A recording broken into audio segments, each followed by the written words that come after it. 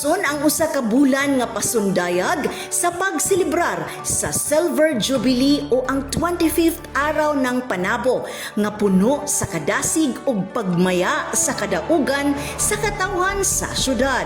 Gipakita sa katawhan ang panaghiusa pinaagi sa mga programa nga naghatag og hugpong sa matag sektor ug nagdala sa tinuod nga kadaugan.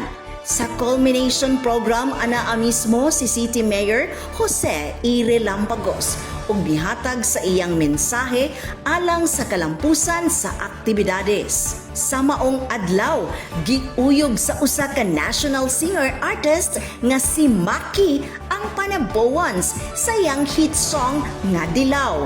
Ug atol sa interview, iyang gipadayag iyang kasadya nga siya nahimong kabahin sa kasaulugan.